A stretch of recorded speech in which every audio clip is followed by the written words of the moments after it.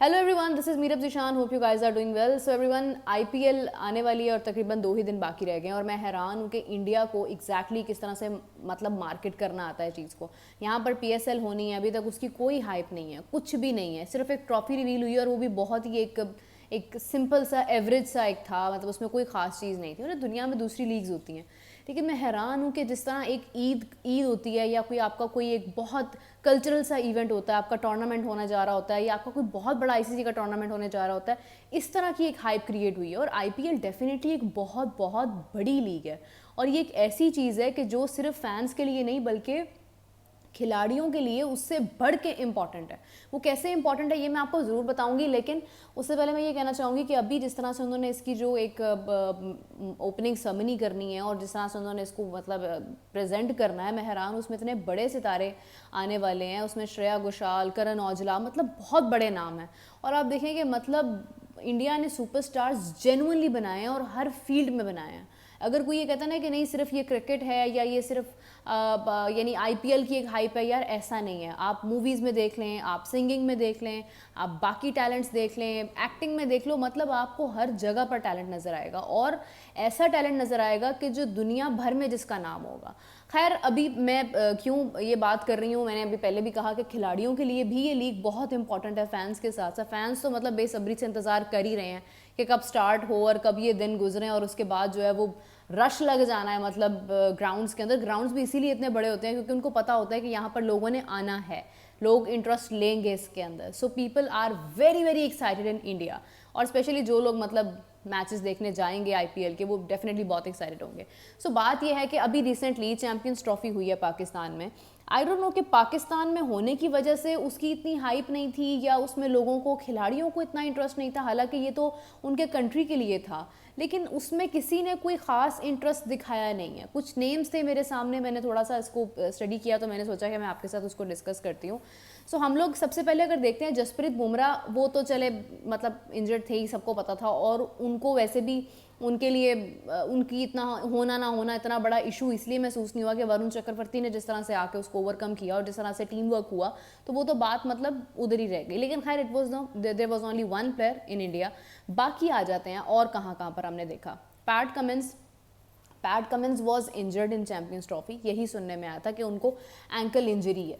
अब ठीक है, उनको एंकल इंजरी है या उनको कोई अंकल इंजरी है, किसी अंकल ने उन्हें ये बोल दिया कि भाईजान आप यहाँ पे रुकें और आप आईपीएल के ऊपर तवज्जो दें, ये एक अलग मैटर है। बट ऑनेस्टली स्पीकिंग, जब मैं उनका पॉडकास्ट भी मैंने सुना तो उसमें भी उन्होंने यही कहा था कि मतलब ठीक है, this is one of the reason IPL की वजह से भी I am not playing Champions Trophy, but आगे वर्ल्ड टेस्ट चैंपियनशिप भी आनी है, so I want to give rest to my body.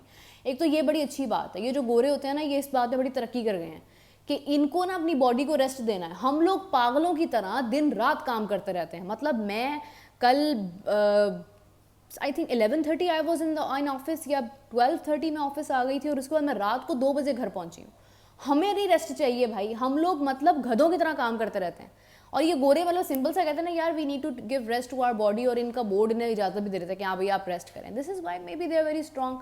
तो खैर, पैट कमिंस ने कहा कि नहीं, I want to give rest to my body. उनको उनका बोर्ड फोर्स नहीं कर सकता था इस चीज़ के ऊपर। उन्होंने रेस्ट किया और रेस्ट करने के बाद उन्होंने अब आईपीएल में वो कम्प्लीटली फिट है, ही इज़ परफेक्टली फाइन। जितने भी प्लेयर्स चैंपियंस ट्रॉफी में इंजर्ड थे वो सब के सब आईपीएल में 100% फिट हैं।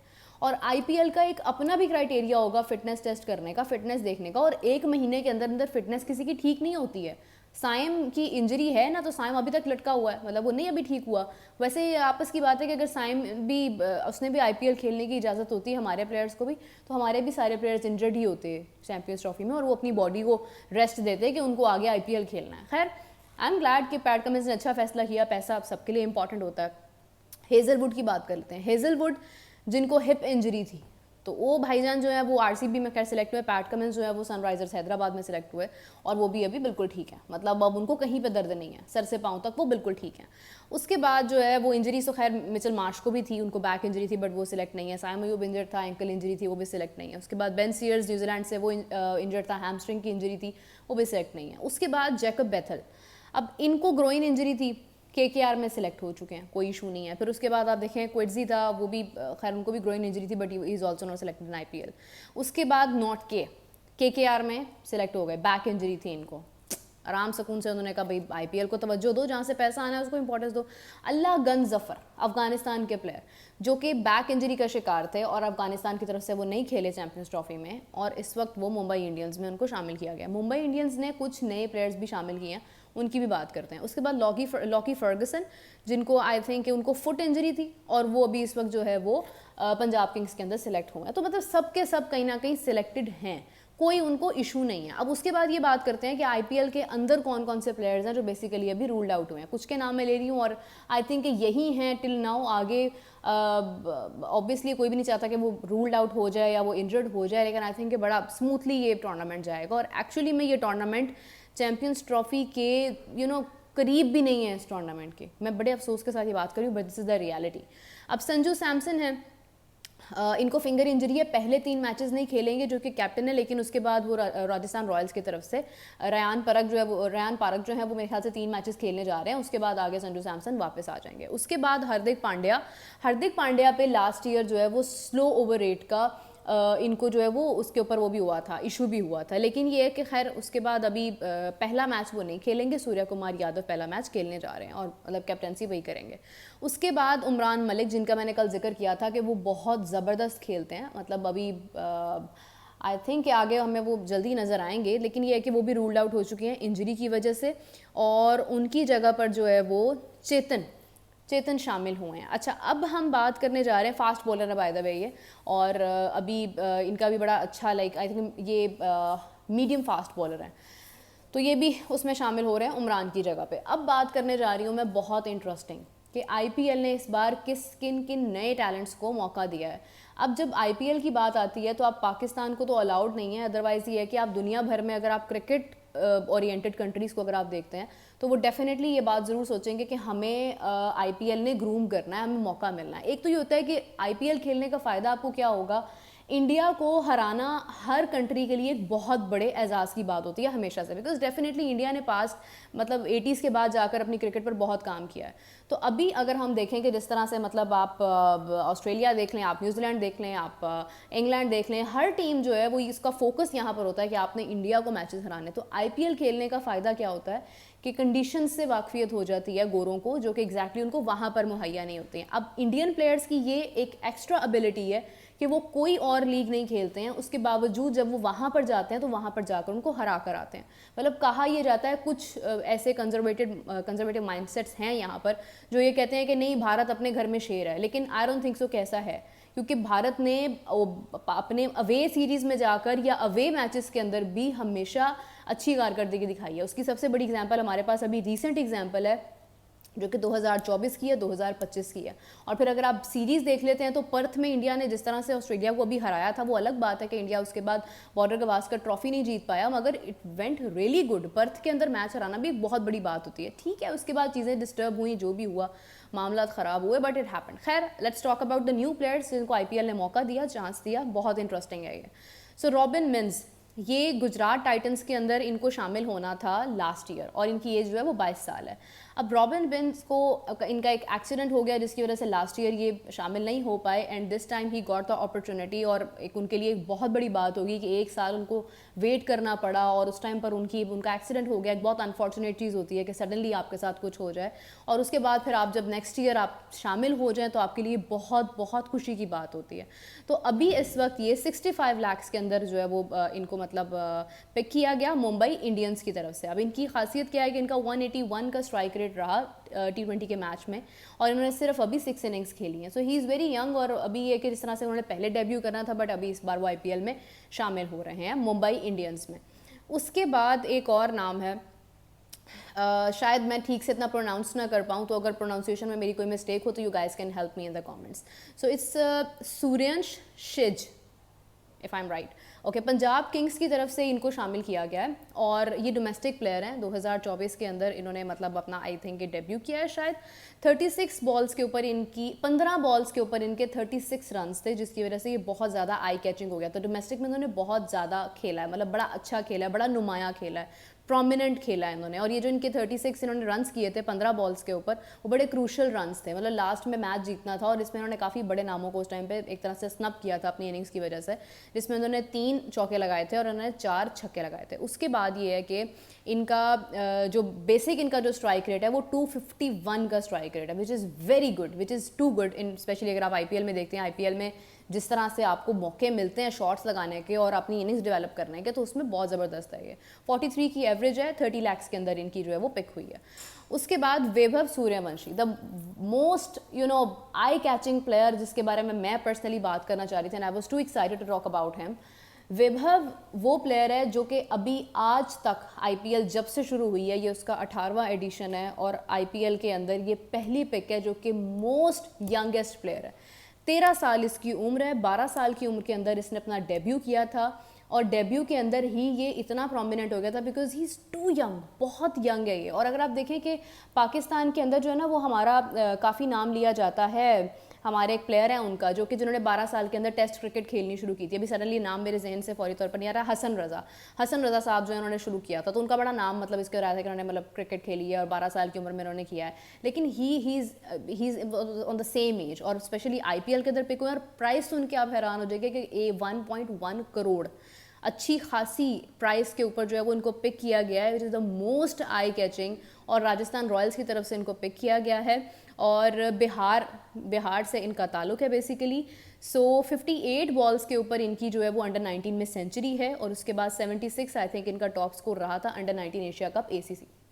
उसके बाद हम बात करेंगे, अब एक और नाम है वो भी शायद थोड़ा सा प्रोनाउंस करने में प्रॉब्लम आए लेकिन ये भी बहुत इंटरेस्टिंग है, C.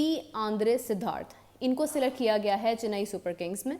ये तमिलनाडु स्तलवात एस शारथ, अब पता नहीं मैंने ठीक बोला या नहीं लेकिन आप लोग करेक्ट कर सकते हैं मुझे।